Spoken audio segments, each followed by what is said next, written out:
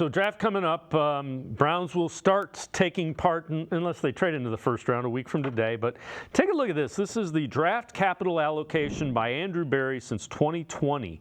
You see quarterback, they've taken one.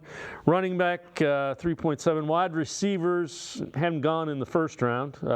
Tight ends, mostly offensive linemen and defensive linemen. You see defensive backs there as well. So O-line, D-line, defensive backs. And if you want to break that out even further, it's going to be tackles early, centers and guards in the middle to later rounds, edge rushers early, tackles in the later rounds, cornerbacks early, safeties in the mid to late rounds. You look at that, and Andrew Berry said it's probably going to be about the same when he talked to the media. They value the two lines. Well, listen, that's the best part of the team. If you look at it, if you say, what are the strengths of the Browns? Offensive line, veteran group. You were able to get DeJuan Jones, throw him in the mix, and you have a very solid line.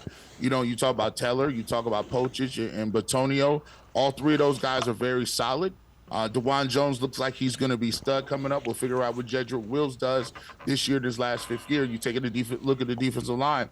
Maurice Hurst, you take Dalvin Tomlinson, obviously Okoronkwo, and then you got Myles Garrett, Defensive Player of the Year. Strength of the team. And then you go back to the secondary, you know, Ward, Newsome, Emerson, those guys back there are another strength of the team. So it's no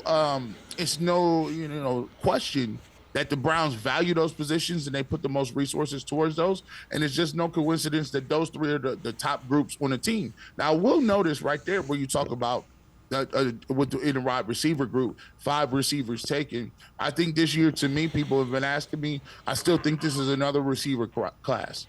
I think Andrew Berry, if we talk about his Achilles heel is the fact that he's not gotten what he was wanting out of the draft in terms of the wide receivers. David Bell, is he anybody? Is he just a guy? We'll figure out. Elijah Moore, we had a lot of hope and upside for him coming from the Jets. Last year of his deal, we'll figure out what's going on. Cedric Tillman, we wanted a little more from him. Didn't really see it, but he's a young receiver, big body guy. I think they'll give him another opportunity. But past your top 3, you got Amari Cooper, who is on coming up on his last year of his deal. You know you got Judy, and you know you did a good job with that. And you got David Njoku, who's a pass catcher and really good overall tight end. So you got another opportunity to kind of add to that room. And given the fact that this wide receiver class is one of the deepest, I think the wide receiver is the position you got to go with. I think you got to go with the wide receiver if you're there. I don't foresee them moving up in the draft at all. And to be honest with you, I wouldn't want them to move back. You're at a position right now where your roster is pretty much set. Go out and get you the best available that you can get, and a home run hitter, and roll the dice on that.